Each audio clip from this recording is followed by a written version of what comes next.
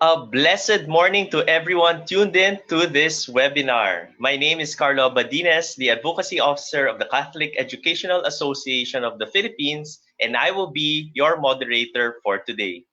Before we officially start the program, may I invite everyone to spend a moment of silence as we pray and ask God for His guidance and protection in these trying times. We take a moment of silence as we remember our brothers and sisters who continue to struggle to make ends meet.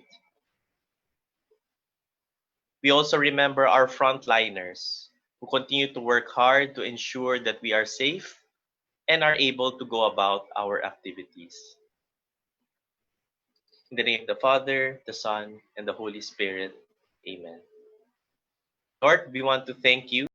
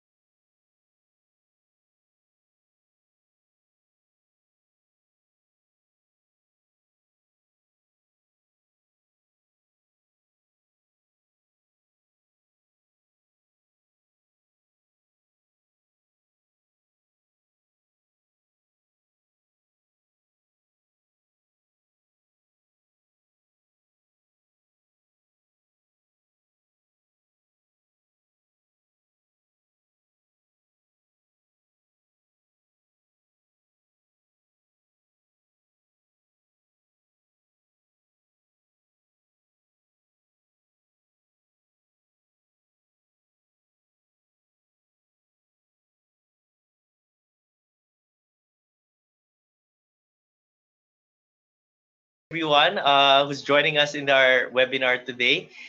Again, this is the last session of the second leg of the SAYUP webinar series. Last Tuesday, we had a session on designing powerful instructional modules for the new normal that was delivered by Ms. Debbie Grafil.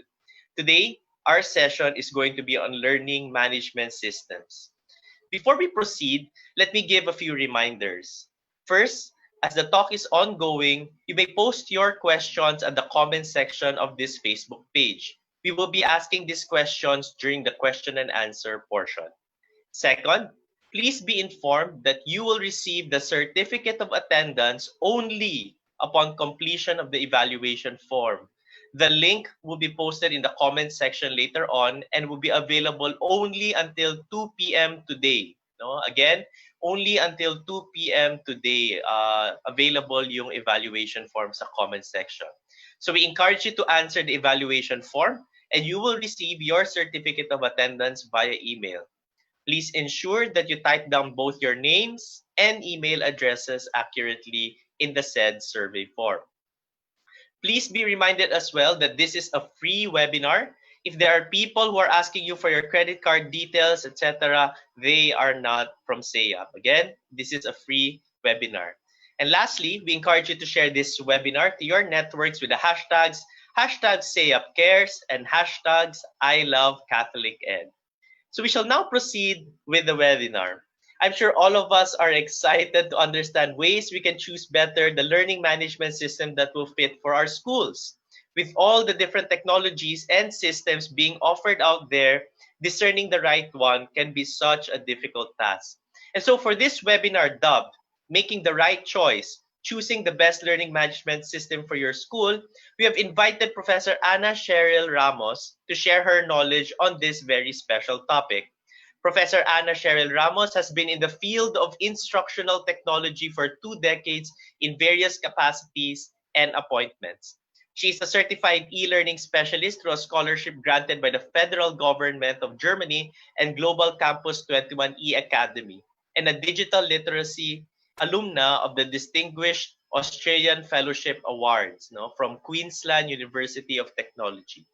She is currently appointed as the Director of the Educational Technology Center of the University of Santo Tomas, supervising the UST Cloud Campus project where she specializes in massive wide e-learning management for the oldest university in Asia and with an average online deployment of 46,000 students per academic term. She has also been elected as the president and member of the board of trustees of the Philippine E-Learning Society, which spearheads exemplary league of e-learning professionals in the advancement of online technologies in the country. Ayan. So without further ado, please join me in welcoming Professor Che Ramos. Virtual palakpak po sa ating speaker for today.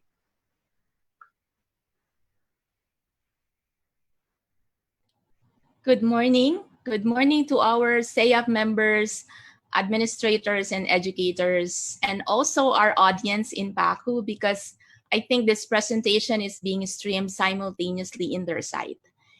Foremost, let me thank the organizers headed by the SAYAP President, Father Elmer Dizon, and Executive Director, Ma'am Mary Ann Cruz, for the invitation to engage with you today. So in this morning session, we will focus on LMS fundamentals. And throughout this presentation, I will cover the foundations of choosing an appropriate learning management system for your organization's learning needs. We'll also look at the roles of the LMS in the learning environment and how both instructors and students interact with the system. We will also dive into how to best select an LMS, the best practices for utilizing an LMS for learning, and even a quick overview of some of the industry leading learning management systems that are available.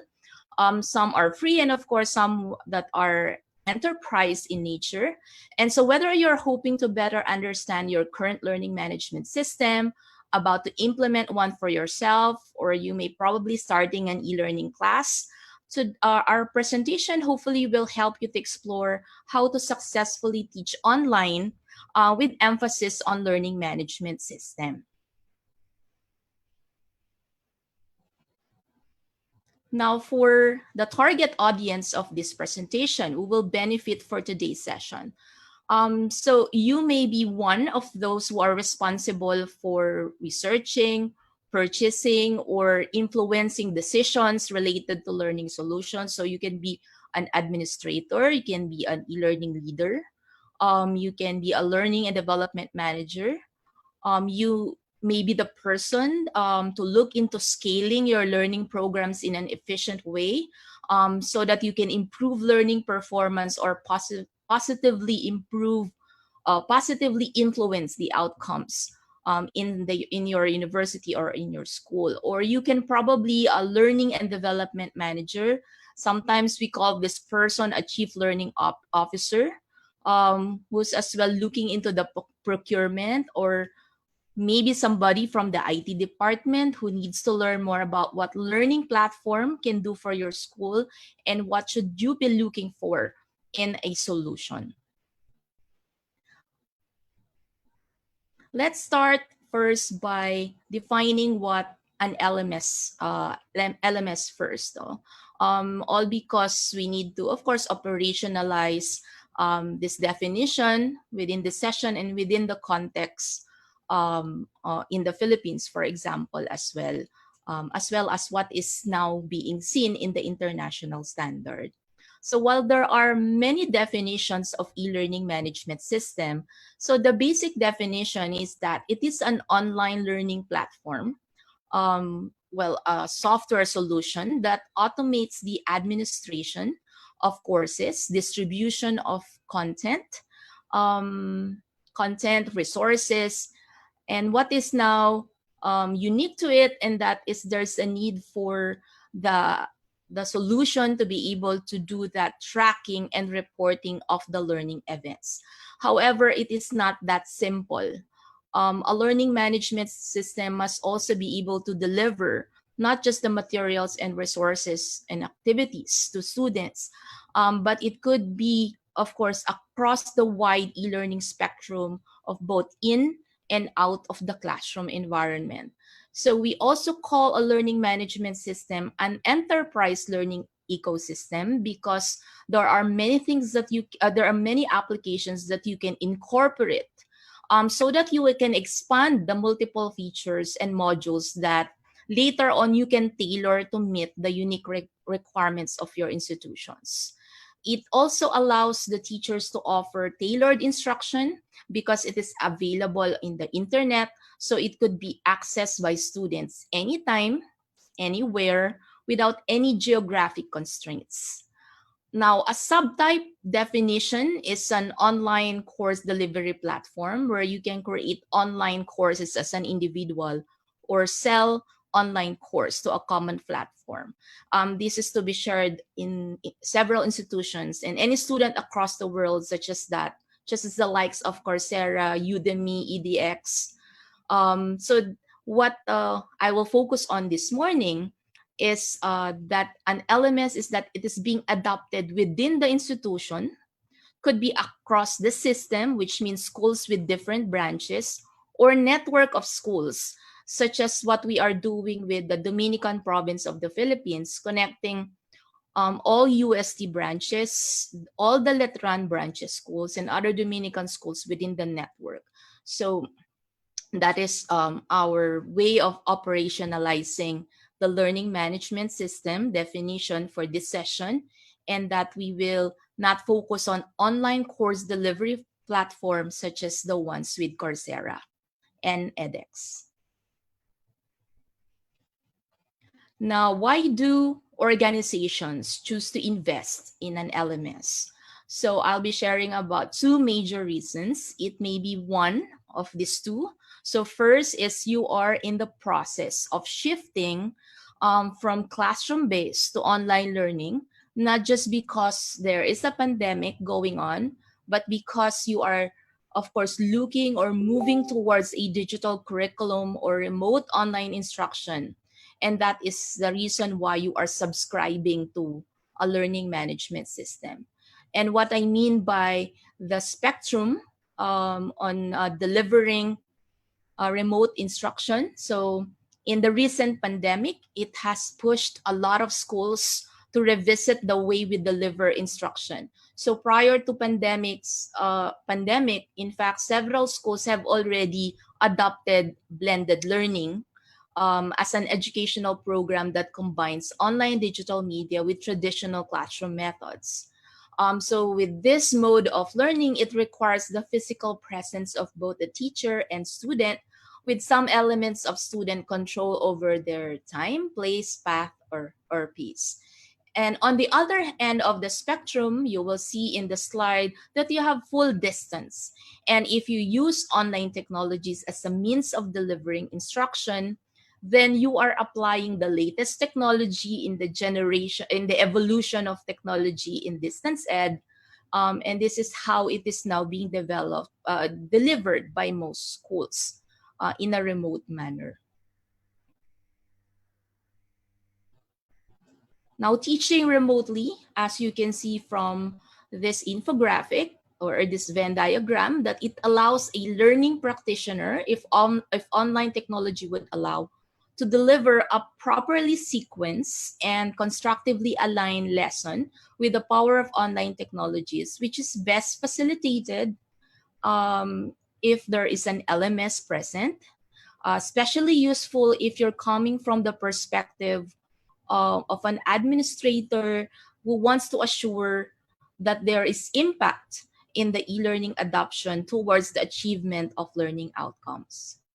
Now, the second reason why organizations choose to invest in an LMS is probably they are not happy with their existing LMS because their current objectives are not being met anymore by the present LMS that they have.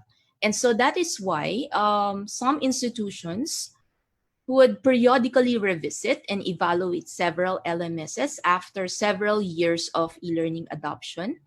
And because contracts, of course, expire and there's a need for you to revisit because as well, your objectives have already changed over time.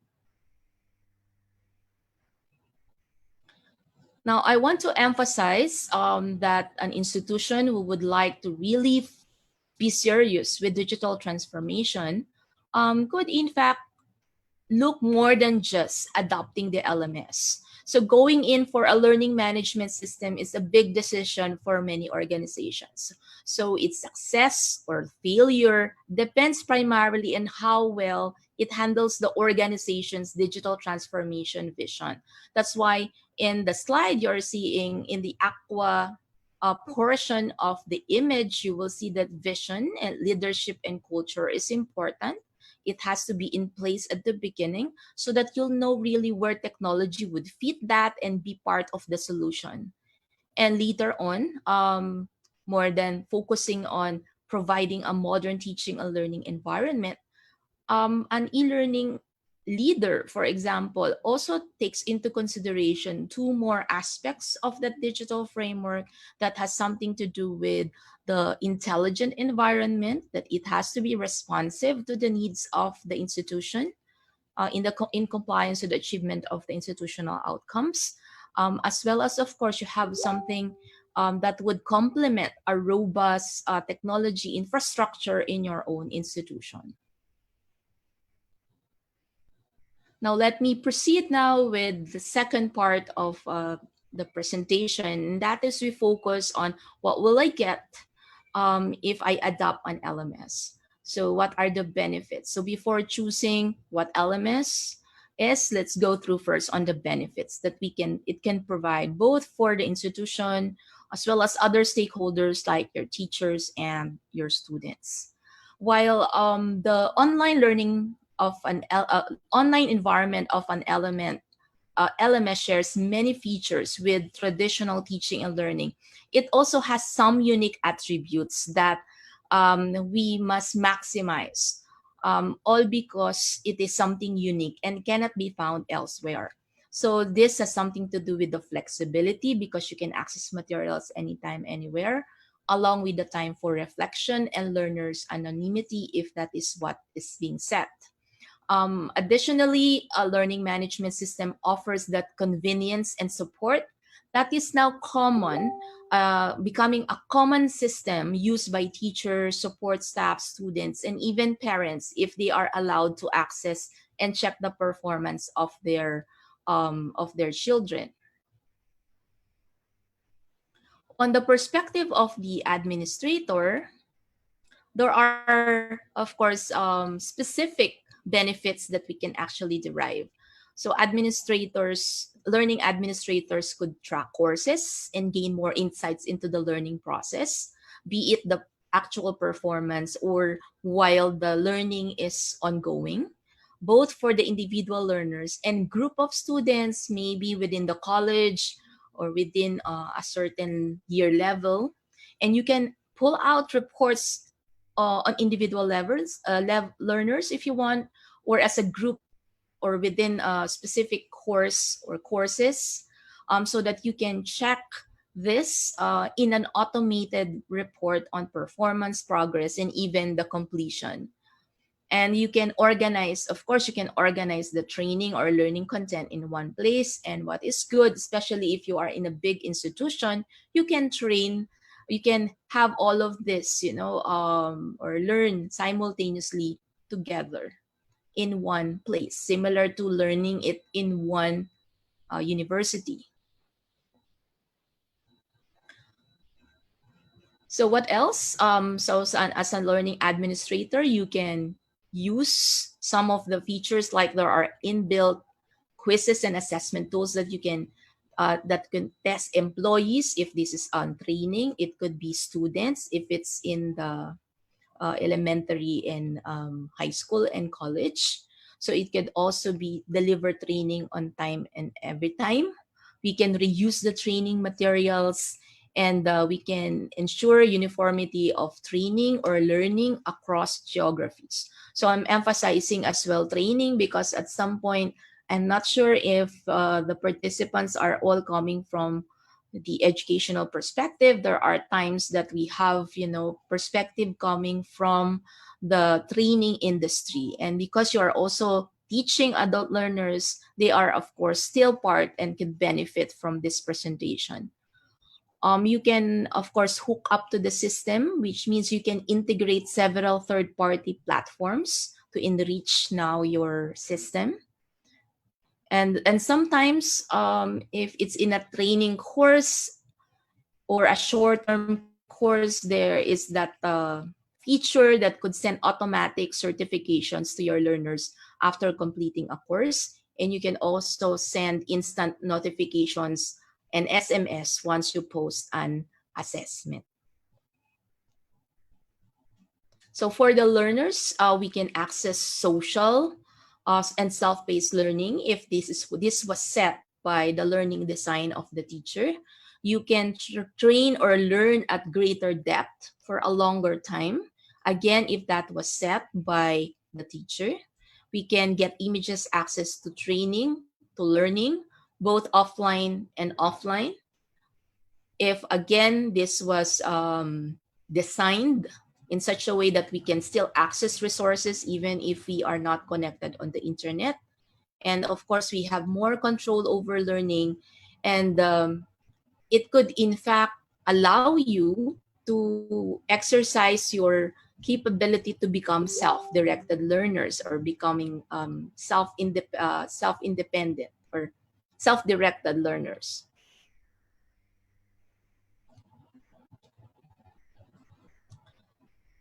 Now let's look at some more benefits in detail. So we'll start here with communication. Let's focus on communication. So LMS tools can foster communication with students because there are tools that would allow it to happen. So they can be very useful not only by organizing and presenting your digital content, as what most of us are expecting to actually make use of the LMS for. So if we are deciding on whether or not we should use an LMS, let's try to look at some of these benefits per area. And so as I've mentioned, communication is one that we can look into, whether it has discussion forum, real-time messaging, is there a video conferencing like Zoom, Google Meet, and Microsoft Teams meeting that we can incorporate inside, or is there an email that is already embedded and so that we can make that announcement readily to our students. So can we use that feature of the LMS? So that is one benefit that are actually something that we look forward to having. Now, web-based learning management systems are accessible to all students, as I've mentioned, regardless of their location. So in this allows schools, colleges, and universities, and even training schools to reach a diverse student population, not just those that are found in their locality. So at high school or middle school levels, an LMS would usually allow students to access their assignments and course content. But if you are in higher education, there are times you need to do more with the LMS. So furthermore, the technology promotes, as I mentioned, globalization with open, flexible learning environments. So I've mentioned something a while ago on communication that is there a way by which we can incorporate video conferencing. So learning management system allows us, of course, to provide that opportunity, not just the content and resources to enhance the curriculum, but because we have some constraint in our class schedule and limited class time. And so we're looking at an LMS that could actually allow us to deliver our remote learning interactions via your asynchronous method or via your synchronous class method. So in this image you're seeing in my slide, synchronous e-learning classes allow students to complete the coursework in their own time. Example, let's say for a week, which they can connect at least once or twice. While synchronous classes operates on a regular defined schedule and requires students to be online at the same time to conduct virtual classes or at a specific hour, regardless of differences in locations and time zone. So are we able to incorporate that in the existing LMS that we have? Next here has something to do with flexibility. So remember that our students have different rates, even pace. and speed of learning. And so your LMS must provide that flexibility. So it's said that LMSs usually have that unique needs because they are able to meet that specific learning needs of students. So your students can go back and forth as long as, of course, the material is still there, it's still available. And so this self-directed learning gives students more control over their education. So next benefit is variety. So most learning management systems support multiple learning modes. Students can learn in different formats of content. So it could be, of course, the text. You have the documents in text form, audio, video, photos, articles, and interactive simulations. And sometimes even teacher-made materials that you deploy online. So we cannot, of course, discount the fact that that learning management system in fact can foster collaboration, not just between student or student to student, could as well be centers within the institution itself, like using it more than for teaching and learning. And so there are built-in features in an LMS that has something to do with supporting blogs, wikis as collaborative spaces, and in addition to file sharing, tools like let's say um, Google as a Google for Education or your Microsoft. This would allow groups to post and share information. And as I mentioned, moving towards just the teaching and learning process within your classes, an LMS platform supports a community of learners working together to build that knowledge. And most of the time, we have discussion forum, link and file sharing, real-time messaging, which encourage student communities to come together and share that knowledge within each other. Next that I would want to emphasize is, of course, one of the benefit which we cannot derive from other technology solution is that there is that instantaneous feedback and monitoring of student progress that could actually drive success. So leaders who would want to show continuous improvement in the way they deliver instruction, they need to capitalize on the learning analytics supplied by the LMS so that you can check not only accessibility, but you want to check learner engagement and as well as academic performance. And an LMS with this built-in course reports allow teachers to provide that needed intervention and as well make data-driven decisions as compared with nothing at all.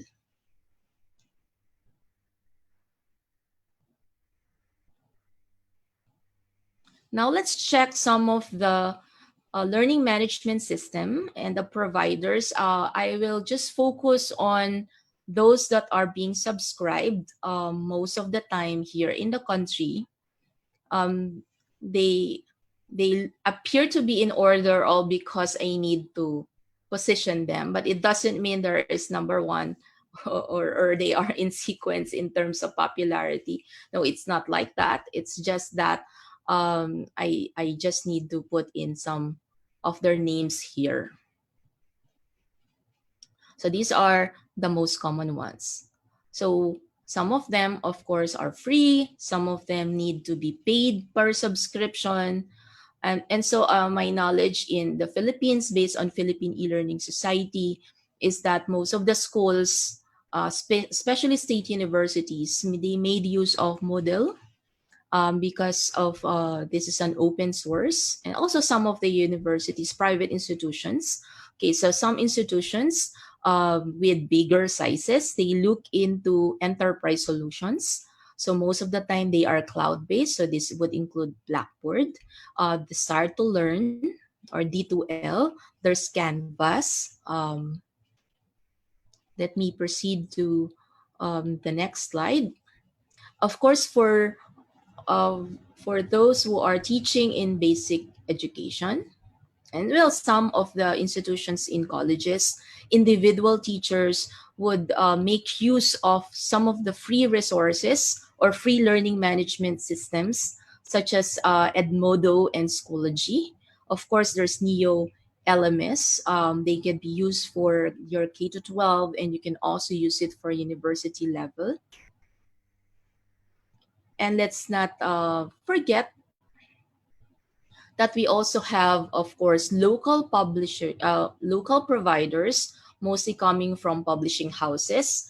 Not just local publishing houses, but even our foreign publishing houses, they have their own learning management system that are as well as powerful. Like, for example, McGraw-Hill Connect has personalized learning feature. So similar with Nuwadu, this is a foreign um, tool, but they also have a local counterpart. So let me emphasize some of our local providers. I'm hoping I'm not able to forget them. So we have Phoenix RLinks. They have several products, but I think the equivalent LMS is the Next Gen School.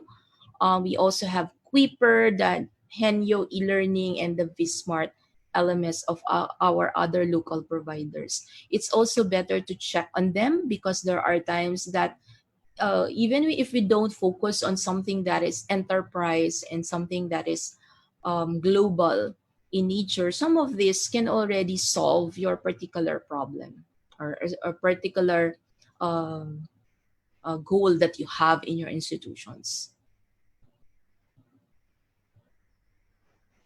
So what about free and open educational resources or free platforms, collaborative platforms? Can they be enough?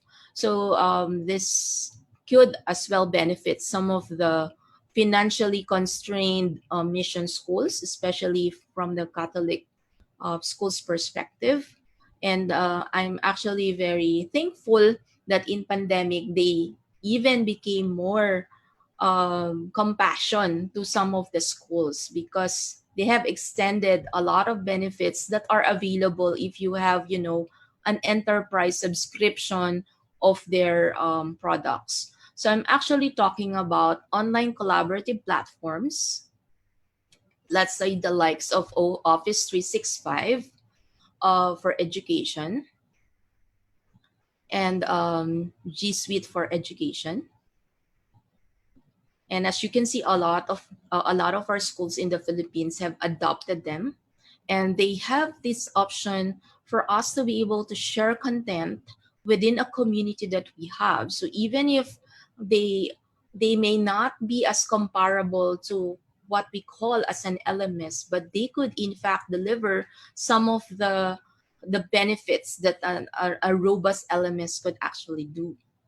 So, for example, if we have adopted Microsoft Teams, so you can start the class sharing by creating a team that includes anyone in your organization. You can, of course, create class assignments that could be tailor fit to your student needs, and that you can include files, links, rubrics, and more. Plus, you can choose third-party applications to enhance your lesson, unit, or project. Because you are within the system itself, so it's very integrative, and you can, of course, easily create groups. Okay. It offers a ton of options for integrating learning, but as I've mentioned, because they were not positioned to be an LMS, they lack some typical LMS features. But you can benefit from this because it is free. The A1 license is free, and make it a better fit for small groups or a small school. Okay, in a similar manner, if you are for the other side, which is Google, of course, you are familiar with the Google Suite of Education. So it's a collaborative tools, set of tools. They have Google Classroom, which has an easy to learn interface, and as well similar to MS Teams, they integrate a lot of apps and websites. And because you are, let's say your institution is using this as your primary email system, then you can easily expand and easily put in all of these documents that you have in your drive towards your class. And so as I mentioned, they could be, because they are free, they could be a solution to schools if this would actually fit your need. And if you want to test, let's say, an LMS, a full-blown LMS, so if you log in at coursesites.com, a teacher can create online courses for up to 10 of her classes for free. So this is different from, let's say, adopting an entire LMS wherein you will be involving everyone. So when you go to coursesites.com, you are an individual. You can be an individual administrator, or you can be an individual teacher who would just like to test run the LMS for free without the need for installing anything on your system. So again, there as an individual, when you sign up, you can have 10 of your classes. So it's actually good to start from there for those free resources. Now, for most of us, I've mentioned already the basic, definition of an LMS. There is what we call different generations over time, versions.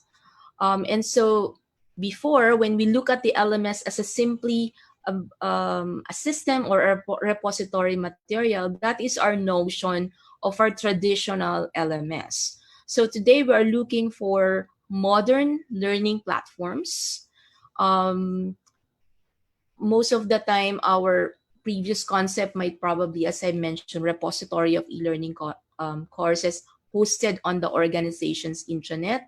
Now, today, modern LMS perform multiple tasks, not just by hosting, tracking, analyzing, but there are some more um, good to have in our LMS. So not only that we are looking for something that is very robust, it should be as able to do all of them in a very and efficient manner, from centralizing and automating your administration. You can, of course, personalize content. You can consolidate training or learning initiatives on a scalable web-based platform, and even go beyond, your delivering of content. Like, for example, during the time of the Pope visit, we have extended the use of our learning management system by providing orientation to the volunteers during the Pope visit, to more than several thousands of those volunteers, using our, of course, subscribe learning management system. Now you're looking at here, from our slide, that if our LMS, the ones that we have, is something traditional, they were never learner centric. So if we consider just the LMS as, a mere delivery mechanism, um, then we are still stuck with a traditional LMS provider. We have to look beyond this. We have to check as to whether it could do more than the delivery. And so how does a modern online learning platform look like? So a modern learning management system, as I've mentioned, is more than just a catalog of your e-learning courses. So it is a platform for planning, delivering, and even measuring the impact of your training or learning, both online and offline. And as you can see, that LMS can grow exponentially, and it is integral as well to the growth of your institution, and that it emphasizes on social learning rather than formal learning, wherein you just deliver the instruction just like that. So what else are we looking for in terms of our modern LMS? Of course, we look at how intuitive it is from the interface. So when we mean high usability, it means that no matter how many advanced features your LMS has, they are of no use if learners cannot navigate freely and they need constant support to operate. So a good LMS is defined by how easy it is to use. So today's LMS, they also offer what we call easy customization, and even learners can change the appearance of how their online courses would look like. So there's no one interface on the perspective of the learner because they could actually change it. Okay, next is that not only that we are looking at high usability, we're looking at the ease of accessibility. So what do we mean by this? This is important if you would want to provide the right information at the right time. So an easy to access LMS will notify learners every time they are assigned a new e-learning course. It prompts them that there is something new that the teacher has posted, and even recommend courses if this would be allowed in the system based on the interests of the learners and preferences, and allow them to use keywords to search for courses that they like within the institution. And of course, the system is able to come up with some suggestions that these are choices that can be useful for you as a learner.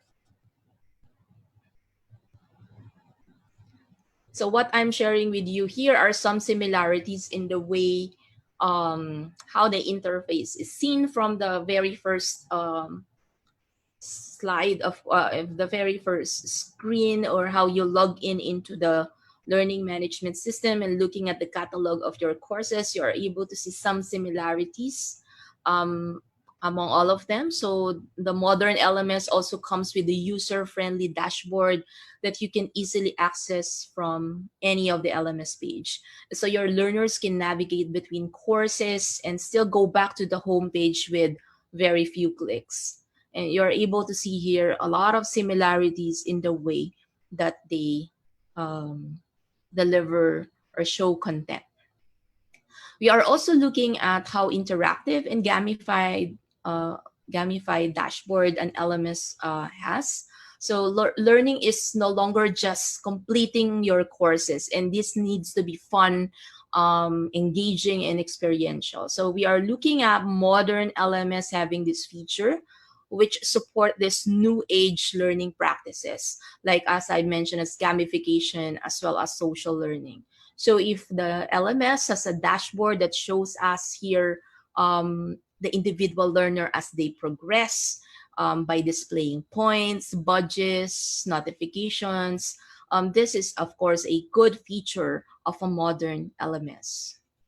Okay, what about mobile compatibility? Is it something responsive as students move from one device to the next? So from your portable devices to something that is on desktop. So traditional LMS works within just the desktop and a mouse. But that is, of course, a far cry from today's mobile world. So we need to, of course, look into the LMS, how responsive it is from the devices of our students, because most of the time they access from devices and not from tethered devices. Mobile devices, not from a tethered ones like the desktop computers. And that is one of the main reason why a lot are dissatisfied with traditional LMS, because the delivery is not responsive to the device of the learners. So what else? We were looking at a modern LMS having multiple software integration. This is where we want, other tools to be integrated. We don't want to have several tools outside of the LMS. We want it to be embedded inside, so that we'll have what we call an uninterrupted and seamless workflow. So modern LMS usually have a single sign-on, which, let's say, make use of your university email. Um, and that would allow users to access control multiple related yet independent software systems. So you may embed your publishing house content, digital content into the LMS. You can incorporate your video conferencing subscription like Zoom into the LMS, um, as well as your Google for Education or Microsoft Office 365 into the LMS. And of course, the last is analytics. This is something important. Check that analytics, make sure that they are able to generate these reports by your LMS. I've already discussed this a bit a while ago because it allows you to find that opportunities for interventions and support, as well as compliance data. So your LMS needs to offer that actionable insights. And this LMS that we are looking for must be able to generate that custom reports. Custom means because it is based on what you want for your school, and that you only focus on these metrics and something you will really be looking forward to in a modern LMS. How strong is the analytics in the back end of it? Now, in this next slide, you will see here some of the customized reports that most schools are looking into, like knowing what are the courses that are being offered, how many of the courses are being accessed by students, how many students are actually logging in, or those who have not completed, and some of the breakdown of assessments. Are these assessments able to meet the targets in the program level? Um, and of course, our users just coming in from the country or outside of the country. So our LMS should present all of this information and making sure that it is in an easy to read and making sure it's visually rich dashboard that is said to give you that instantaneous feedback, so that you as an administrator, not only you can find it as a relevant information, you may need that later on for your data-driven decision from the top management level, not just within the classes itself.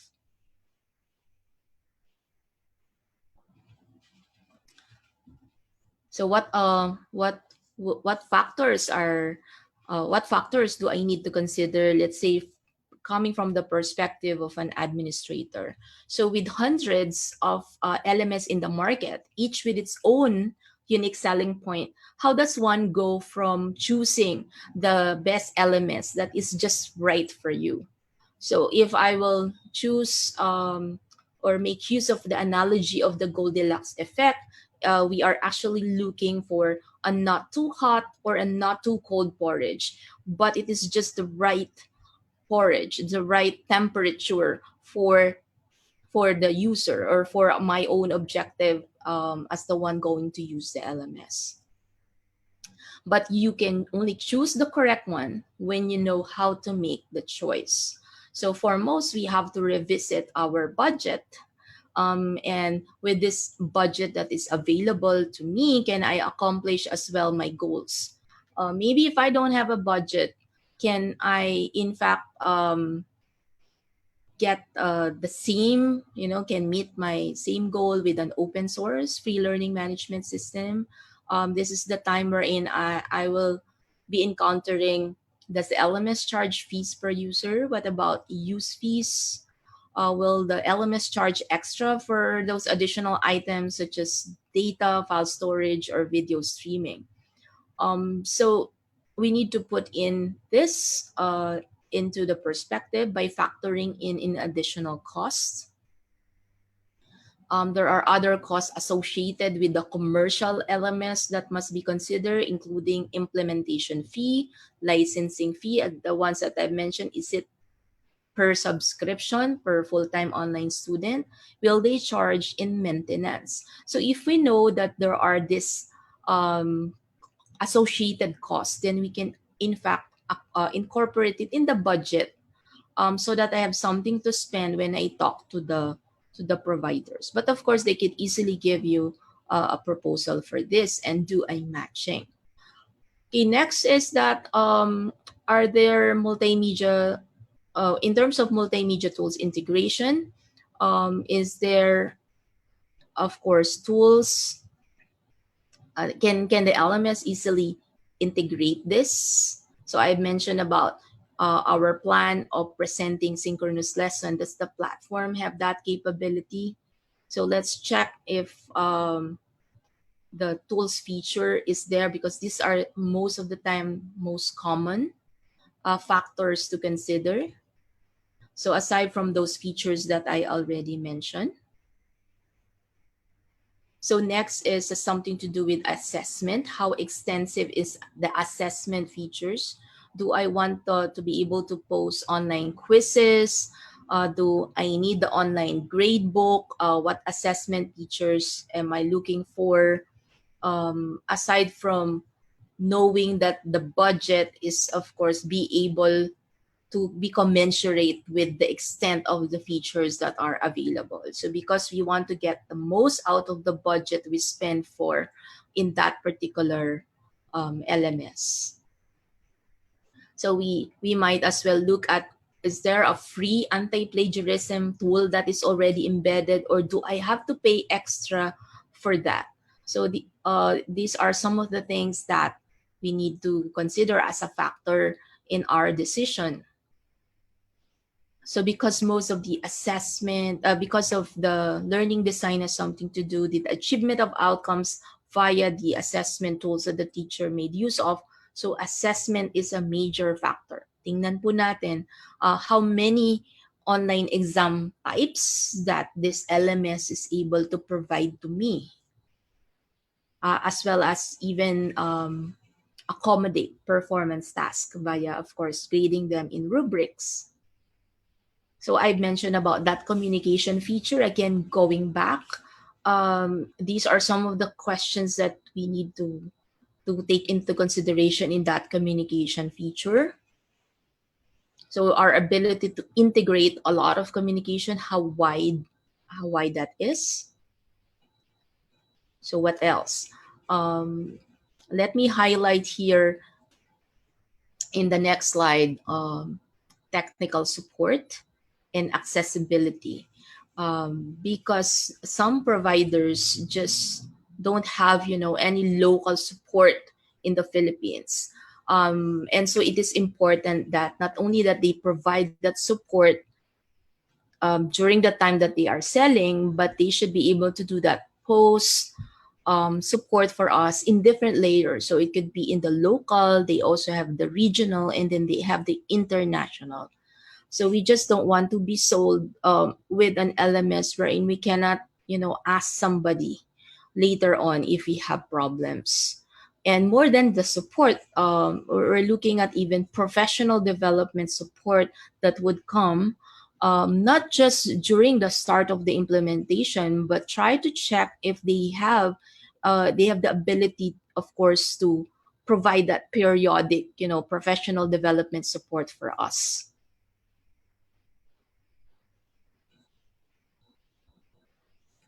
So let's move into what are the stages of purchasing new technology solutions such as the LMS. So when the time comes to make that decision, you won't be alone as an administrator. You need to take into consideration your stakeholders, because they have different perspectives. They have different priorities, and your first step is to move into that collective purchase decision, and not just about solutions or tools, but you must start with, of course, identifying the problem you want to solve or the opportunity that you want to change. Kaya ang importante po is you start with your own objective, your own mission, your own vision, and that it has to be realized by the right choice of your LMS. So there's no tool that would actually be applicable to all our needs. So that's why we need to make that right choice. In three-step manner, we can look at it this way. So there are three stages of purchasing. So you can start with defining the problem that you aim to solve. So ensure that this is clear from your side, and that everyone involved in the decision has that shared set of priorities around that problem. You cannot actually just do it alone. You have to have that buy-in in different stakeholders. And once they have agreed that they have a problem, it's now time to find a solution. That is actually your number two. And no matter how carefully you define your learning needs, sometimes these needs evolve over time. And so there's a need for you to look for a vendor, that is your number three, that is likely to support you not just today, but it could support you even in future. And be sure that there is that flexibility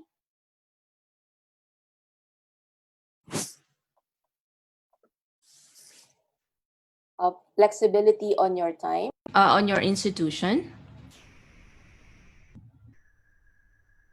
And you also look at the history of the performance of this provider on the customers that they had previously or they still have currently.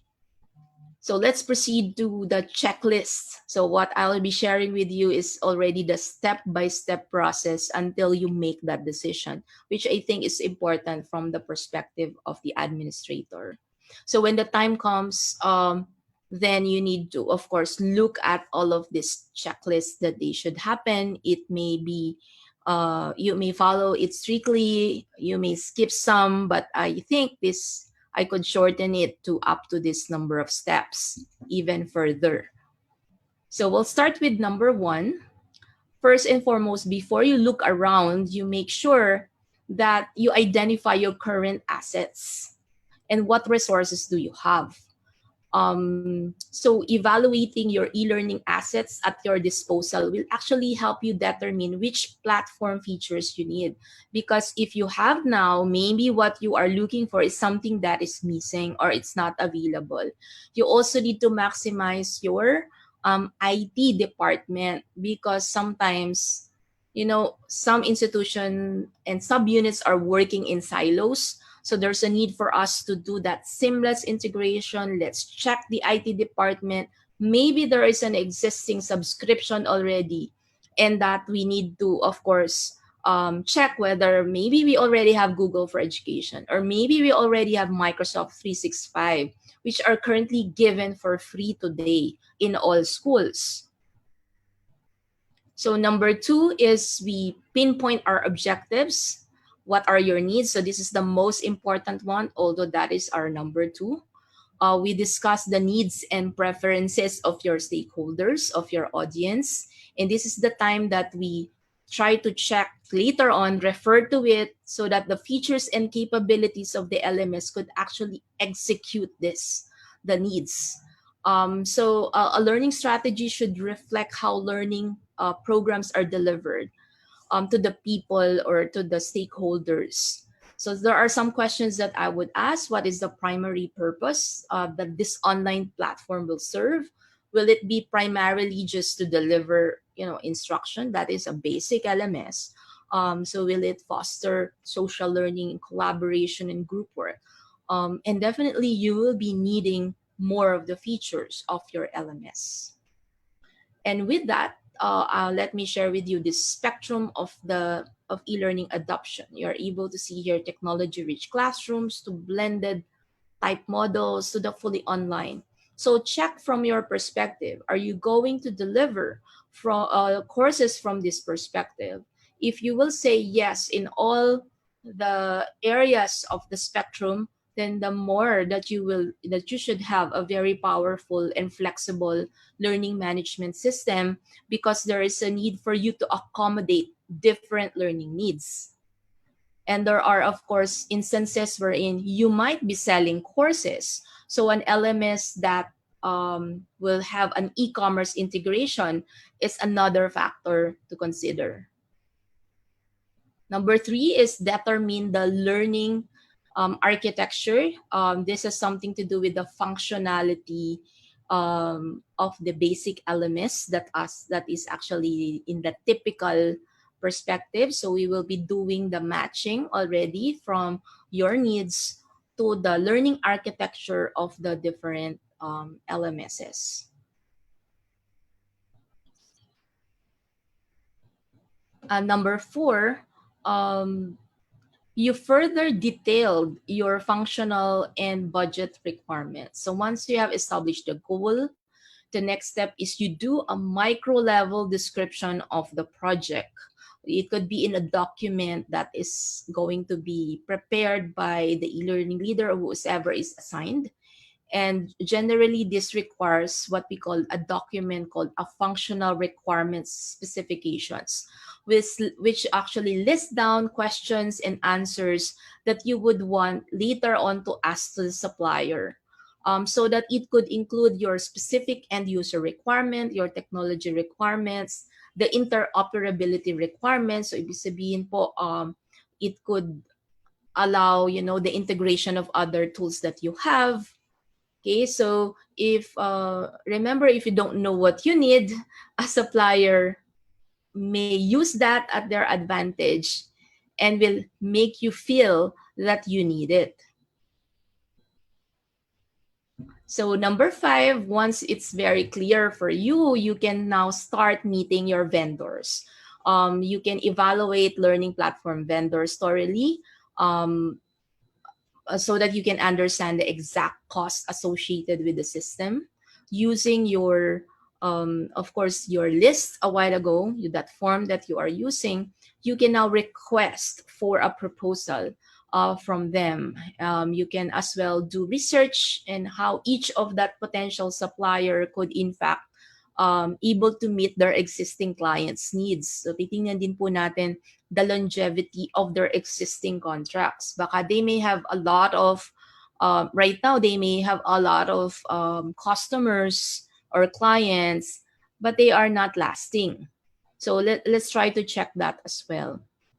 Number 6, issue a request for proposal. And this is the time that the supplier is able to provide you and do the matching based on your requirement. It has to be very specific as much as possible so that you can do a comparison. So if you have, a standard document that they could actually fill out, then you can in fact send that again to a different supplier. You'll be able to have what we call a good comparative data from the different suppliers that you are actually studying. Number 7 is evaluating support, and that has something to do with understanding support options. So don't assume that your learning management system and the contract that you sign actually comes with what we call as pro bono support. So some vendors will charge extra for some of the basic, or sometimes you want some personalized support services. You have to know that as of this point. So what are those? So it could be upgrades. Are you going to pay the upgrades? Because sometimes they do that. The regular maintenance, do they be able to charge additional for that? So we have to look for some of the hidden costs that are maybe not explicitly asked or written in the contract. Number 8 is, let's look at our own system. Is your e-learning team prepared? Do you have people in the university or institution? So ensure that you are as well prepared to do the job, because this is not, a simple turnkey. And then once you subscribe, everything else will work on smoothly. You need to have, people to be there to handhold everyone. And ideally, it is not just the interface that would matter, or your provider. The success later on would be how the users and the leaders from that institution would actually make good use of it to meet their goals. And so for most of us, we look at an LMS that is intuitive as much as possible. So on our end, it is just little training. However, capacity building is important so that you can cascade it down to the different layers of your stakeholders. So this is actually very important, ensuring you have people in place in the adoption. So number 9 is, if you have people, designate people, you have to assign specific roles. Not everyone could be a leader. There are systemic leaders, there are visionary leaders, And so you have to put them in those right places. So your entire learning and development team will be part of the implementation process and beyond. And by assigning specific roles, they could consistently do the job in different layers of the implementation. So one could focus on capacity building of teachers in integration. One could focus on technical support, for example. So something like that. So of course there are details in the organization chart, but this is something important for us to understand for the success of our project. So a few more slides and actually we're done um, uh, for this section. So number 10 is we need to shortlist now all of these LMS based on their capabilities. So based on the demonstration, based on the contracts or the proposals. So we look into the ease of installation as well. We look at the ease of customization, ease of use for learners. We also make use of the reporting capability. So all of this that I mentioned a while ago to watch out for, this is now the time that you can use that to shortlist. So I've mentioned about the layers of support. So sometimes this is what is being missed. So from your technical to e-learning management to professional development, you need to have them to be there so that you can easily call on them when you need help. And this has to happen in a regular and consistent manner throughout, and you need to feel that they are present throughout your e-learning adoption process. Number 11 here is develop test cases. What do I mean by this? So after you have shortlisted the LMS, it is time to give them a test run to different groups. So it could be from the level of the administrator, it could be the level of the students, or it could be the level of the faculty or what we call as training managers. So these are the things that they need to test. So let's move into the next slide, please. There. So by forming test groups, you are assured that stakeholders' needs are addressed. So looking at those three columns, you are able to see that each of the stakeholders will actually test some of the features associated with their needs. And you need to specify that during the testing or the test groups. Now, number 12 is, of course, making sure that we test it in a wider scale. You test this in all of its features. Not just kasi po minsan, if it's intra-trial, you cannot test the entire feature. So make sure if there's one thing that you need to actually do is to test drive the system. Always try before you buy, just like of course, buying the car. So most learning platforms will offer free trials, and you may in fact extend the trial if you need more time to evaluate. And take advantage of this because this is the time where you're able to surface some of the technical glitches as well as the unforeseen problems. However, there are some suppliers, that they don't want you to dry run the system and they only give you few weeks, and that is actually not enough. So sometimes you may request for an entire semester to be able to really get the full cycle of online course delivery. So what else? You have what we call a sandbox testing. So this is a hands-on environment for prospective customers, as I mentioned. So before you finalize your selection, you ask the vendor for this, wherein you have test run all of its features, not just from the perspective of the users, of the students, teachers, but as well how easy it is from the back end, your technical people.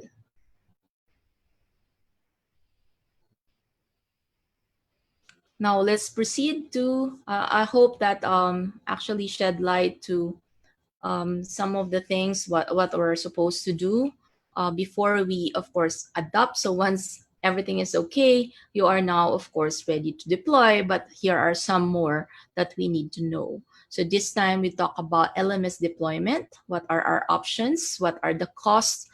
Because with this, the prices will change. So when you shop for an LMS, you'll find that there are a number of these options, and it usually boils down today whether your LMS are hosted or installed and the number of users that you actually will have. So let's look at purchase model. So there are actually three. You have what we call the direct purchase model. So which means that the software is purchased, you install it and manage it in-house, and there's no support anymore because the software is already there. Next, we have the third-party maintenance model, wherein the school buys the software, install it in your own data platform, but the maintenance and upgrades are being managed by the LMS vendor or maybe another third party or a local provider. And the third is what we call software as a service. So this is what we call cloud-based hosting. So this is managed remotely by third-party administrators and builders. And then, of course, you access this over the net.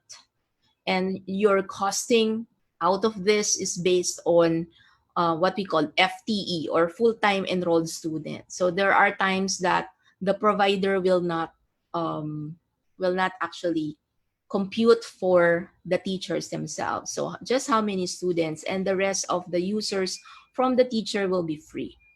So this is something that you need to ask for the purchase model. So what else do we have is that to ask ourselves whether we would want it cloud or on-premise. So when we do a side-by-side comparison between whether I will subscribe to a cloud solution or I'll just buy a server, install it inside my university, there are, of course, considerations like cost. You will see that for the SaaS or the cloud, it's not very expensive initially, but cost will later on build up with some of the monthly subscriptions. But in a long run, later on, it could, of course, be inexpensive. Okay. And then for the installed or on-premise, you will see you will have high initial cost for implementation. Why? Because you need to buy, of course, the initial system. For storage, look at the cloud because it's able to scale. You have unlimited storage on the cloud that you pay per subscription. And of course, in on-premise, you are somehow limited with the capability of the servers that you have. So let's now move into security and maintenance. So what else do we have here? So for cloud-based, although known to be encrypted and safe, there are, of course, maybe that it's hard for some institutions to trust because of the data sensitivity of some of the user accounts. But for some institutions, this is secondary. Okay, so of course, in an installed, since it sits right into your environment, you are, of course, assured that, of course, that because it sits right into your domain, and so you are more in control of the situation of the data privacy and storage. So for the maintenance in the cloud, well, the promise is there's no downtime as compared to, of course, because of redundancy in different parts of the world. While in the installed version or the remote, of course, if there's a need for system maintenance, then you need to turn off the learning management system at some point, and this would disrupt classes. And last here, of course, you will look at customization. So try to look at the cloud-based. There are customization at some point. But in installed, because it is in your own system, of course, you can highly customize it the way you would want it. Accessibility will, of course, depend on the functionality. And deployment, of course, for SaaS, it's quick to deploy. Of course, in installation or remote, or on-premise rather, it takes longer, especially if your technical people may not be that knowledgeable to start with.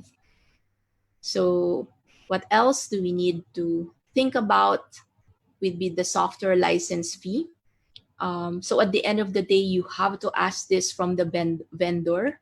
And remember that the software license fee is only a portion of the investment. You need to ask whether there is an additional fee, as I mentioned a while ago, for additional costing that they will provide you, some of the technical configuration, and sometimes there is training incorporated into the contract, and sometimes they charge for it, and it is not incorporated in your license fee. Okay, so this is the last slide for that portion. These are some more questions, additional questions that we need to ask. We might not have all the luxury of time to discuss this, but I hope that with all of those that I've mentioned, then we are somehow in the right frame of mind to be able to really choose which one is the best. Now, before I end this presentation, let me look at and share with you what do we look for the next generation of online learning platforms. So what I've mentioned just a while ago has something to do with the traditional LMS, wherein we just look at it for the delivery of content. That is your generation one of an LMS. So today I also talk about modern learning management system that goes beyond delivery of content, and that you are into generation two, wherein you're more of a student-centric, experiential, and collaborative type of LMSs. Now, the next generation LMS is what we call the AI and personalized and automated feature. So this is the time that we enter in this new generation. We try to look for some rudiments of this in the current LMS that we have, or the current LMS that we are actually studying for adoption. And let's look at how AI can act as artificial intelligence can act to transforming learning into your organization's competitive advantage. Now, looking at different factors, so look at your generation three. So as I mentioned, content source is being delivered by looking at your generation three, and AI is the one that curates this content and provides and push this content to the learner based on their own activities inside the LMS. So there is that intelligent system that actually will allow you to push that content. So in the who side of this, ito po yung sinasabi ko, that it's the AI that augments learning and relieves a lot of, tedious tasks from the perspective of the administrators. So looking at here in this graph, you are able to see generation 2, which is the current LMS that we have.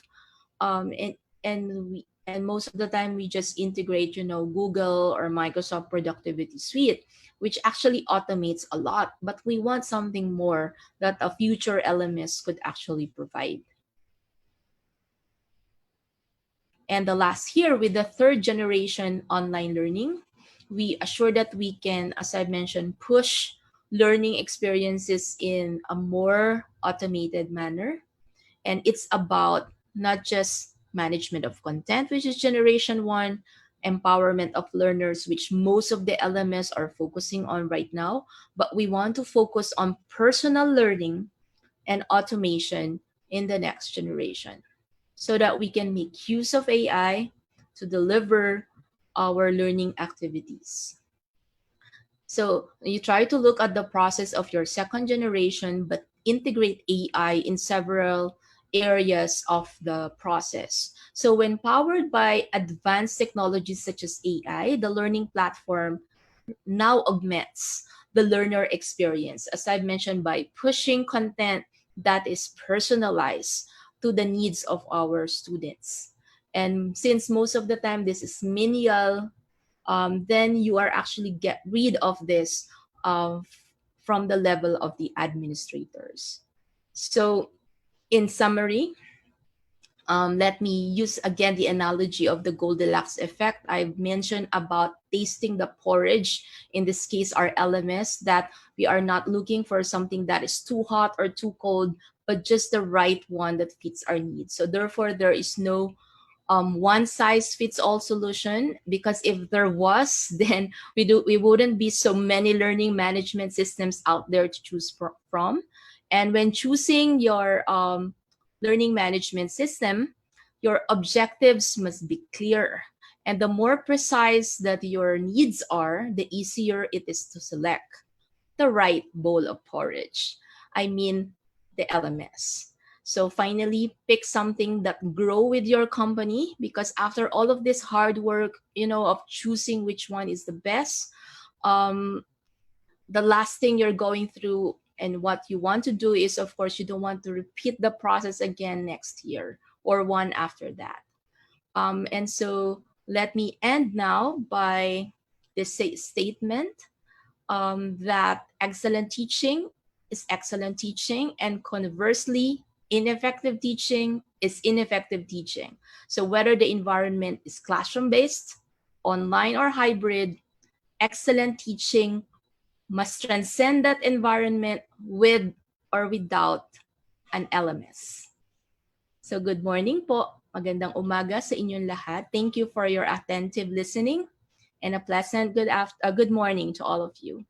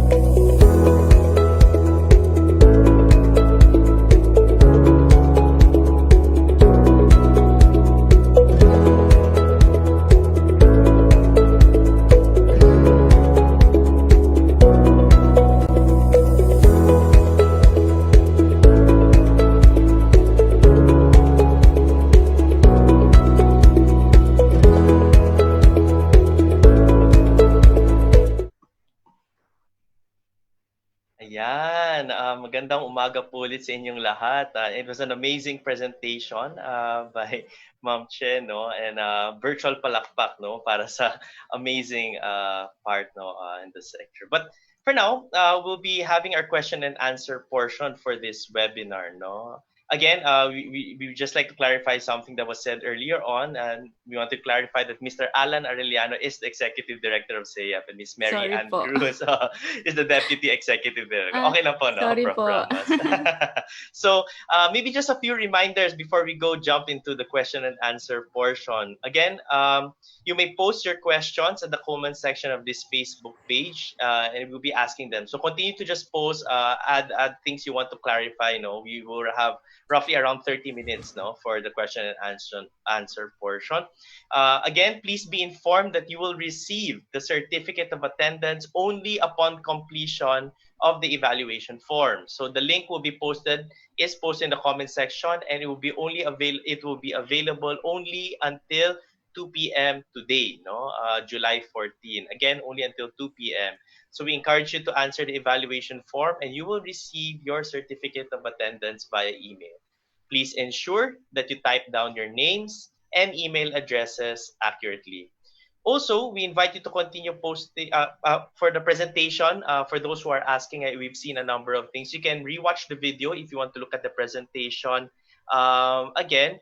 And then, ayun, no? So you can go, and the materials will be uploaded in our SEAP website after this presentation. No? So it will be uploaded in www.seap.org.ph. No? So again, just keep the questions coming in, and then from there we can comment po, no? From there, no? So I guess initial comments, it was really an amazing presentation for something so technical, no? Say Ma'am Che po did a very good job in clarifying a lot of things, and we were able to see comments that people are really happy, no? When it comes to this. I guess maybe we can start with the first question, and you can give your initial comments for this, no? So I guess people I think it was already emphasized, no, that it really depends on your context, no, what's your context, and based on your context, what's your learning objectives, and there you will pick your systems, no. So ito po galing po to kay Sir Emmanuel Cañares. Sabi niya, is it necessary daw for a school to still require students to buy books when the content is already in the LMS? How does that, parang blended siya, no, in that sense, right? You have a learning system, and then do you still go for textbooks and such? No?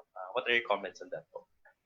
That is actually a very good question, especially that DepEd is actually promoting flexible learning options coming this August, all because we know the current situation of the internet connectivity in the Philippines. Yes. And so there's a need for us to look at other solutions, not just online learning technologies as our delivery mechanism.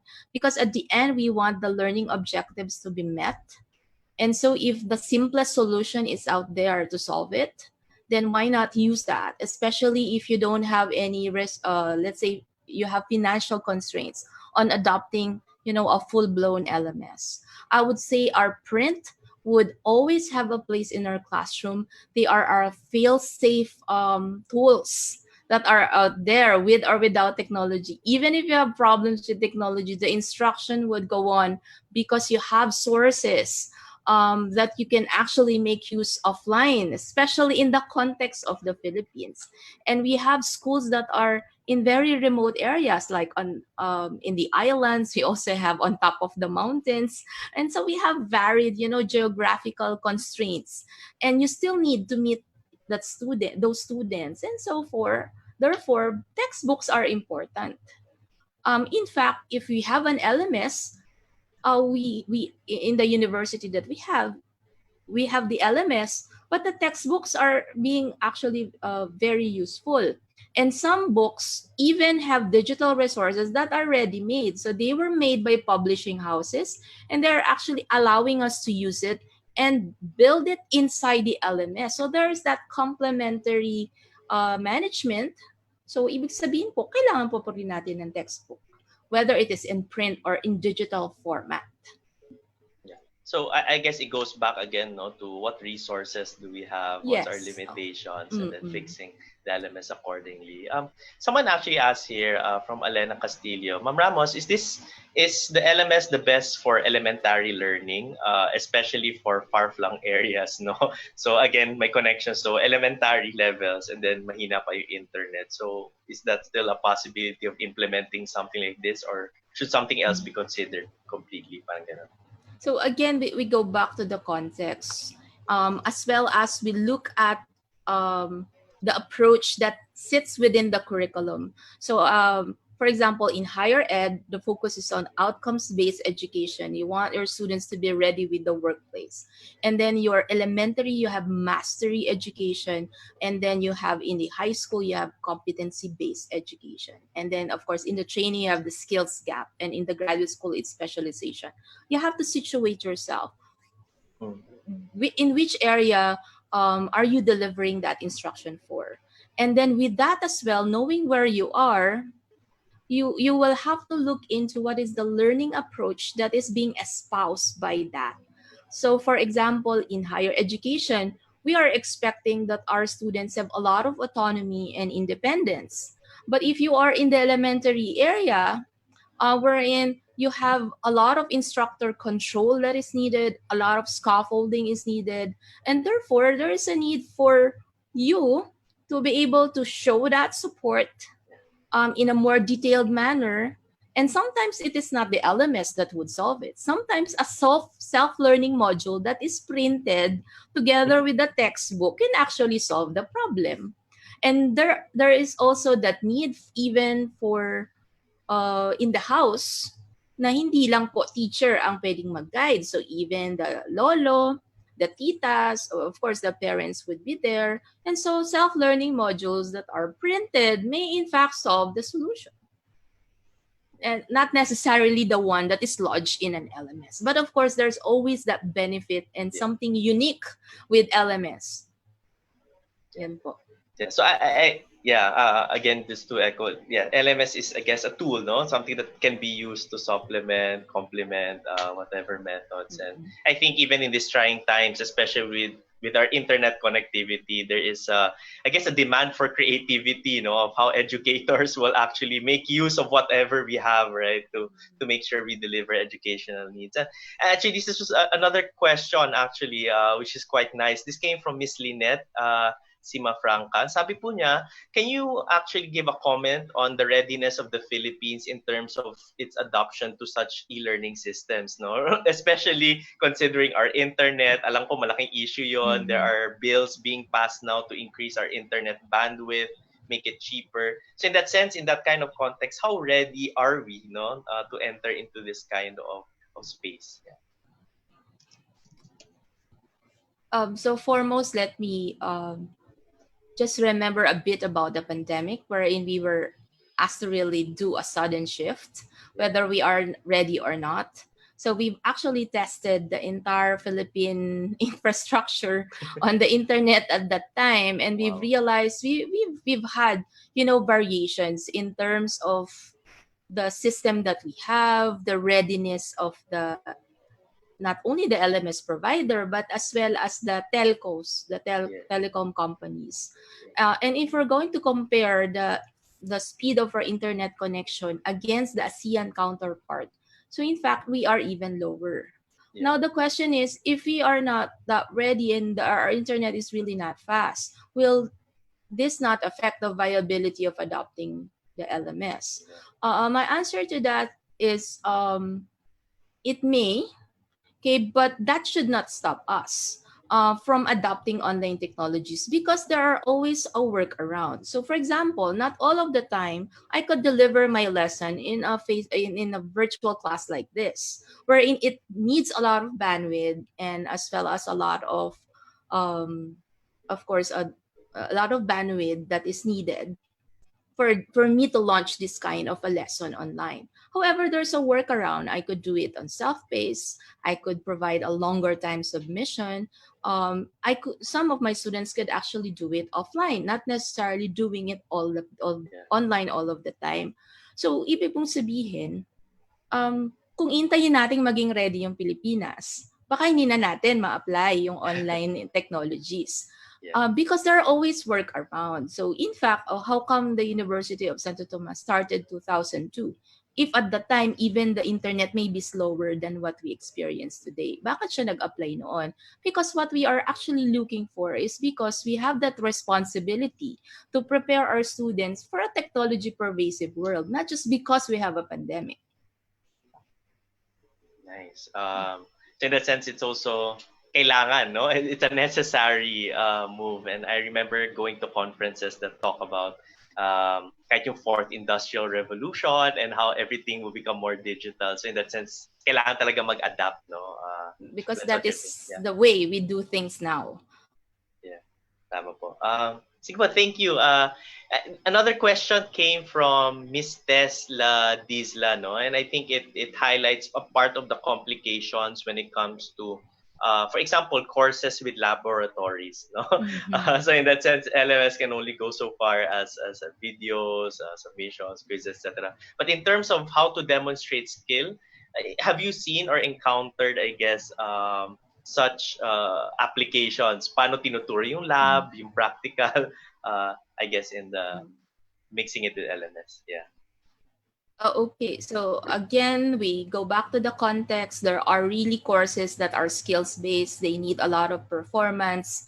And sometimes there's a need for the course to make use a specific device or a machine for that course so that students are really make use of it. Because we're doing it remotely, there's a need for do a variation of this in the online environment. So some workaround would be the use of virtual laboratories or simulation software. But again, it will not replace the real thing. That's why some institutions will not do it in fully online. They will do it blended. They would rather, at specific point in my lesson wherein I really cannot use, wherein I need to use the real machine, I need you to come to school. Ayun po talaga. So you have to put it in the design of your instruction. And at some point, at the end of the day, not everything else could be done online, based especially on the discipline and the kind of lesson that you teach. Yeah. Okay. Thank you for that. Maybe we'll just. Some people are asking, no. Is it possible, though, for institutions to use more than one LMS? No, is that recommended? Is that a good idea, basically? No, or is it good to just stick with one? No, and then let's work with that. Parang ganun.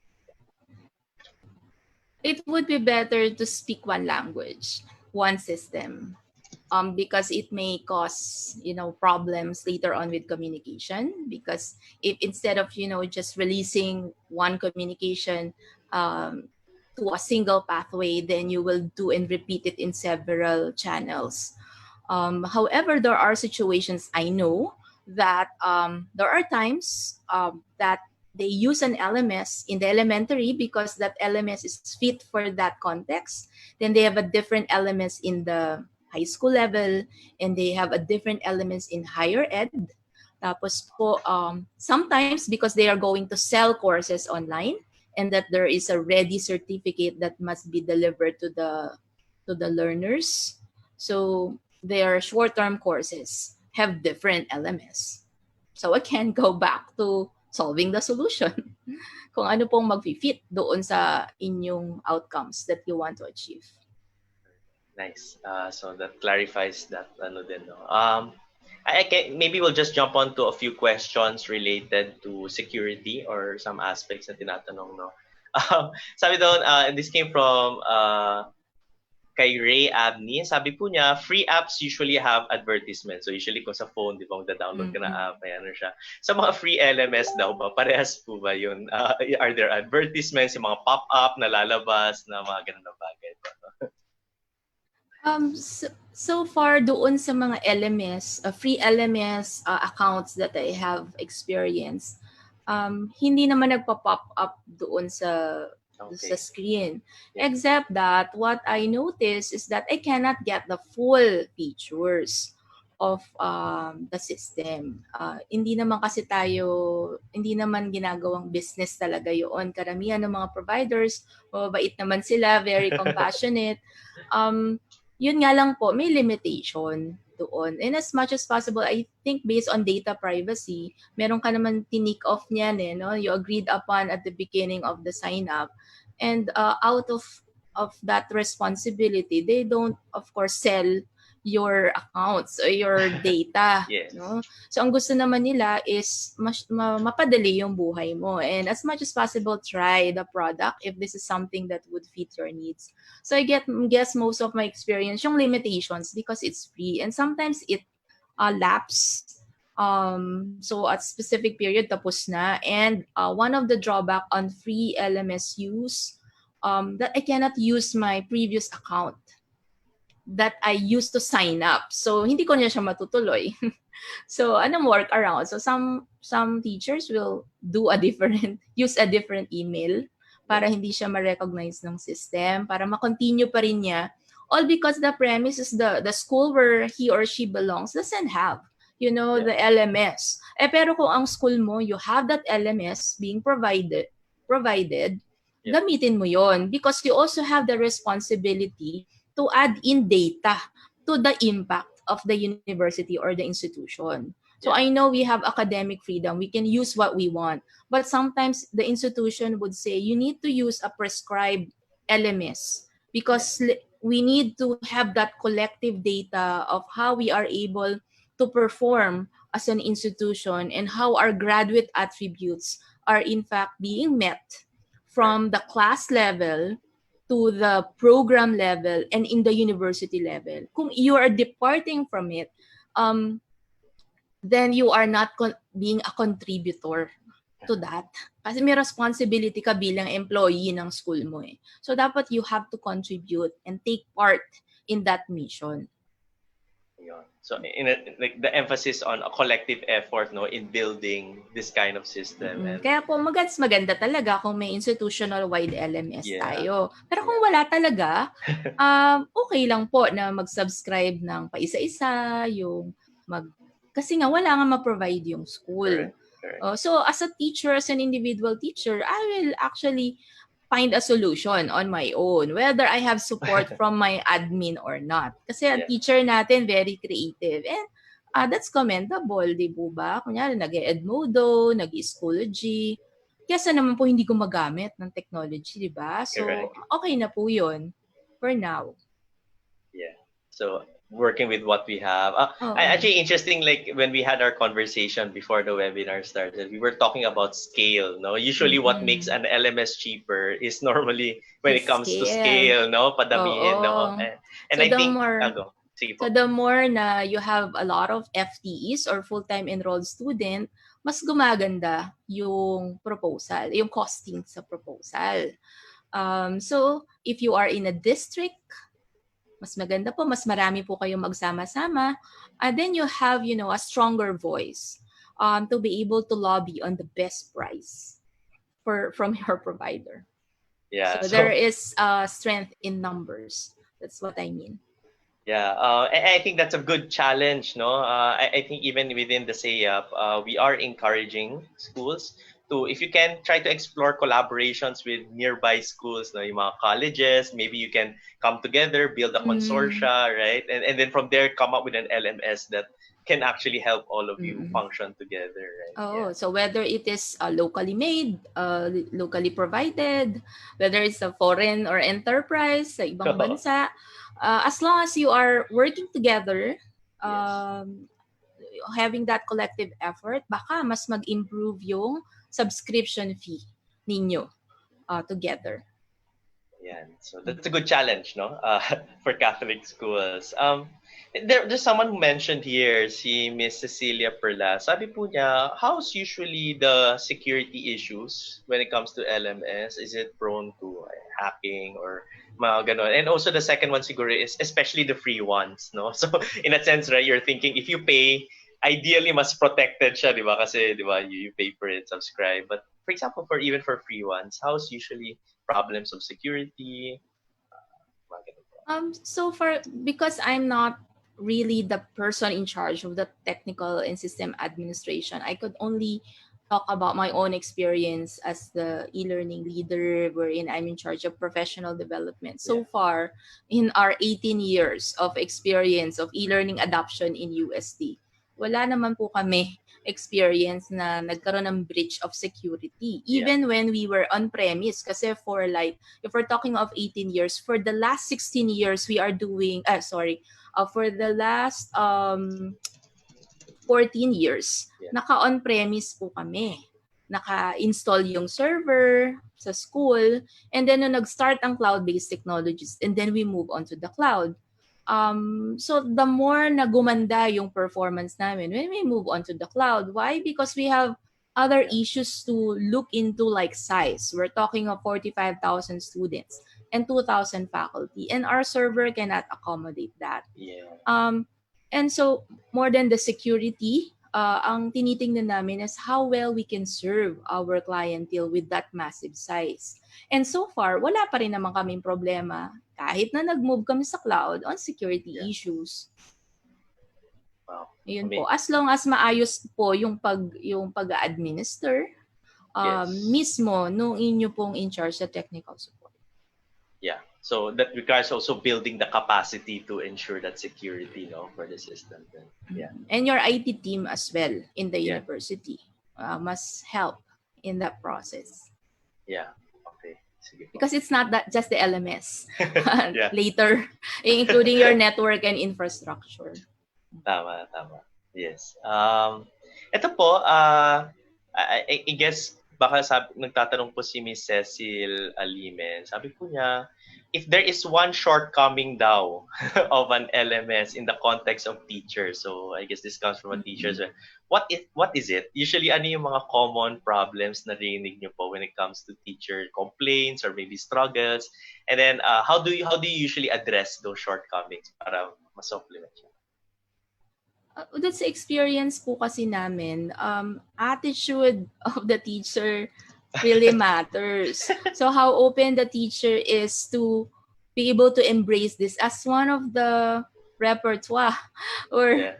one of the arsenal that you have in a digital age. So if we have resistance towards what it can do in my class, unang-una, yun ang magiging negative barrier Yeah. to be able to see that it could actually amplify your good teaching practices, Yes. but it cannot replace you as the teacher.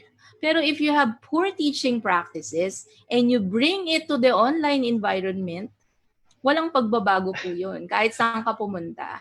So at the end of the day, um, whatever technology tool that you have will actually not solve all your instructional problems. And your teaching practices could only be improved by technology and will never replace you as a teacher. So what you do now is make sure you learn how to use this arsenal, these tools, this weapon, to become your best tool to deliver instruction in a technology pervasive world. Kasi kahit we prevent it from using it right now, and that is what is being asked by the industry, we Yeah. cannot prevent this from infiltrating our lives. It's actually there. So there we cannot delay the use of technology as of this point. Lalo na ngayon, which is the fastest way to reach out our students. Of course, with some constraints because of the geographical location where we have and the digital divide that we must consider. Yeah. But give it a chance. So, I think para sa akin, yung attitude ang pinaka unahin natin. Let's keep an open mind that this could be a solution. But again, accept that this will not be, a total solution for all our instructional problems. Correct. In a sense, we still have to look at pedagogy Yes, and how do you make, definitely. yeah, di ba? Yeah. So, nabanggit ko nga po kanina, so your excellent teaching is excellent teaching. Yeah. And Yeah. ineffective Correct. teaching is ineffective Effective teaching. Oh, kahit sa dalhin yan. With or without an LMS. So, it Yeah. is not the LMS that would actually make things better. It's actually your sound instructional design that is constructively aligned and properly sequenced to be able to achieve your outcomes. So kahit pa libro lang ang harap mo, Correct. not kahit hindi LMS. Kung hindi ka nagtuturo effectively, parehas pa rin yung output. And the lesson, and the Yes. lesson being guided by the teacher. Yeah. Kahit, and sometimes the simplest tools are the simplest solutions. Yeah. I guess because of UST's rich experience, over 18 years of handling this, I'm sure you've had teachers who, in a sense, very resistant, no? So you mentioned attitude at ayaw talaga magbago, whether or not parang allergic sa technology, or I don't know, there can be many reasons as to why people would not. What helped? What helped? In a sense, what did you all do to massage or to actually get them to be more open to it, rather than what are processes that help you also to move towards that? I think in one word, I would answer persistence. We did not give up with our faculty over many years. If you're not ready today, and we will keep on supporting you. You can avoid us, us with me referring the EdTech Center, because we are the ones in charge of the faculty members. We have e-learning specialists assigned to different colleges so that they could provide contextual support based on the discipline that we have. So right now we have about 25, and there will be more coming for redundancy because of the pandemic concerns. Yeah. So persistence, which means that we have, set plan in place. We have a standard training curriculum. So for now, if this teacher will not be ready for other issues like resistance o ayaw talaga, pwede mo nang andyan pa rin kami, tutulungan pa din, hindi magsasawa sa pagtulong. Yeah. And that is something that I'm actually really proud of our team, because the compassion is there. That Tomasian compassion is there. Hindi papabayaan. Kahit ayaw mo ngayon, pero tomorrow, bukas, nito pa rin kami. Hindi kami mawawala. And that is why you have that persistence being seen for the last 18 years. How come our visionary leaders did not, stop the Yeah. LMS during the first year of implementation in 2002 when only few will be, ready and the rest are resistant? Hindi Correct. tumigil. So even if we have a lot of barriers along the way, whether it's technical or whether it is something about attitude of teachers being resistant, human nature naman yun eh, hindi yun mawawala. So kahit Yeah. saang lugar, kahit saang institution, meron nun. And so what we did here is that we have a plan as well. And then there are support services that are in there. Ang kagandahan there is really that support coming from the top level. You have support from the systemic Correct. leaders. Yeah. And then we have support from our academic deans. Very supportive sila in this process. Lahat ng kailangan ibinibigay. So, anong gagawa ng teacher? Dapat mag-contribute ka rin kasi binigay din naman sa'yo lahat. Yeah. Wala ka nga binabayaran, di ba, for all of these services, Correct. even the use of the LMS. And so at the end of the day, let's as well be compassionate, not just with our students, but as well as let's return the service back to the institution. Yeah, wow, that's a very beautiful way of putting it, no? I think also, di ba, parang you mentioned earlier on that consultations were very important, especially for those who will be transitioning, right? Understanding where the stakeholders are coming from. But I like the idea that you emphasize persistence, and I think that seems to be, in a sense, an invitation, di ba? Like, especially all of us are transitioning into this. Mm-mm. We may be very frustrated in our first year, Oo. our first month, di ba? Yung may birth pains ka talaga, so wag Yeah. kang magi-give up doon. Yeah. So for example, nakita mo, I'm not meeting my learning outcomes even if we have like 3 years of using this LMS. At the end of the day, it's not the LMS that is the problem. Try to Correct. check other aspects of your digital transformation plan. Maybe it's not in the learning environment. Maybe it's coming from the teaching and learning practices or in the infrastructure, Yeah. technology and infrastructure. I'm just reading some comments, no, from the comment section. Then, so a lot are very thankful, no, Prof Che, no. Thank you po. People are really saying that at least they're understanding better. That you're emphasizing the right things, that you actually gave them guidelines. Interesting, kanina nating minention, no, sabi ng isang member dito, sabi nga niya, the system works, but the management must also be effective, no? And then teachers must be open to the errors. In a sense, it's not going to be perfect. It's going to be messy. The birthing pains, no? So yun, I think that was something that also people commented on as well. No? We also need to thank our teachers kasi without them Yes. naman, they are in fact the frontliners. Yeah. So gagawin natin lahat to support our teachers to teach effectively online, for example, if that is a delivery mechanism. Let's give them all the supports that they need. Yes. But of course, sabi ko nga kanina, may responsibility rin sila sa institution natin. So it's a two-way process. All at the end of the day for the sake of our students. You know, the center Correct. of all of the business that we have. Correct. And the invitation also, I guess, for the bigger Catholic schools to actually support also, di ba? The smaller Catholic schools who may need trainings, right? Ay, magtulungan talaga, no? I think that's something that the pandemic is really asking us, all of us, no, as Catholic institutions. No? I'll just quickly run through maybe a few more questions, and I think we can end. These are very fast ones. This came from Miss Josephine Blanquisco. Sabi po niya, what LMS can you recommend for slow learners daw? No?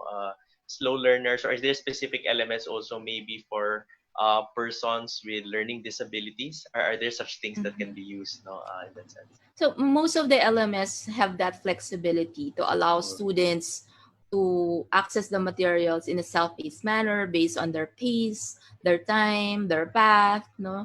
Halos-halos lahat may gano'n. May mga conditional release. So, ibig sabihin, or adaptive release. You only show this content if you have achieved this particular part of the lesson, nakapasa ka ba this exam. That's the only time the next item will open.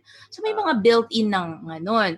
But however, there are LMSs that would allow an integration of another application Let me give one concrete example. In the Blackboard Learning Management System, meron silang tinatawag na another app also they produce, they call it Ally. So once you install it inside the LMS, inside the Blackboard LMS, what it does is that it converts automatically your document based on different formats. For example, merong hearing disability yung iyong learner, Yeah. meron na siyang feature na magagawa ng text to speech. Hindi mo yun gagawin. It is the system that would do it.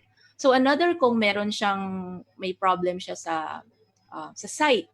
Yeah. So meron din gagawin yung system doon. For example, impartial yung blindness. Siya yung mag-change ng screen, no? Yung contrast ng image, ng text against the background. May mga ganun po ngayon. Yeah. Yun nga lang po, hindi siya built in as you buy the LMS. You have to buy it separately. So ito po yung Ally na tinatawag. Ang purpose niya talaga because there are a lot of learning disabilities, kaya siya nagawa. Pero hindi kasi lahat ng institutions would need that. But there are applications out there that could do that now. But add-on. Wow. Yun po. Amazing. There's so many, ang daming posible, no? Opo. Na ginagawa ng paraan. Ginagawa talaga ng paraan. I guess as we close, Ms. Che, are there some final words that you may want to share with our participants, no? To encourage them, to inspire them even more, no? In that sense, no? So my last parting words, I've been talking about this the whole time, that we might be looking and choosing the right LMS because this is the title of our session.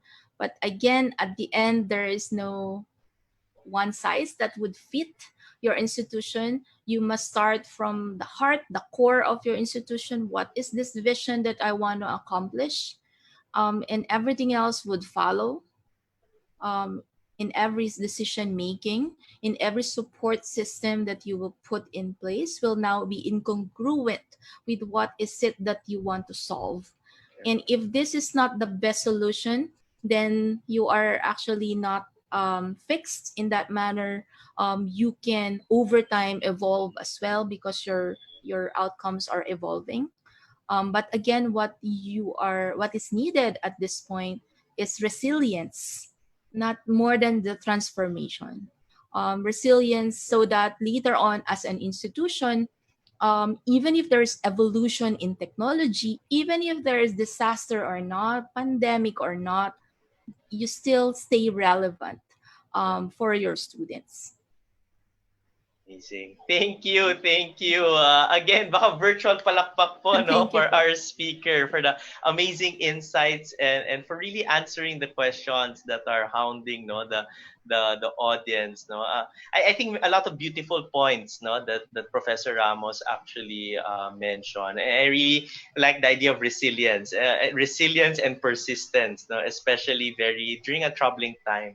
But I think connected to that, no, is an invitation for, I guess, to be more compassionate, to be more patient also, no? Connected yun sa resilience, di ba? Na parang we have to be more compassionate to people who are struggling to transition, etc. And maybe the last thing is an invitation, I guess, for bigger schools, for Catholic schools that have more resources, maybe to consider sharing, no? Share resources, give trainings, come together, so that you can work on a LMS together, di ba? So it becomes cheaper, no? Again, we're not recommending every very specific LMS to use, no? Ang sinasabi po talaga ni Prof. Ramos, it really depends on your discernment, what's your objectives, and how will you achieve the objectives that you want to, ano, no? So again, thank you, no, to Prof. Po. Ramos. Thank you din po. And again, we would also like to thank Peyak and Raxo for being our amazing partners for this webinar. We'd just like to remind all the audience again to just check the comment section. You'll find there the link to the evaluation form. Please fill it up and you will get your attendance, certificate of attendance in the coming weeks. No? So with that, thank you again for joining us in our SayUp webinar series, this COVID crisis. Thank you again, Prof. Ramos.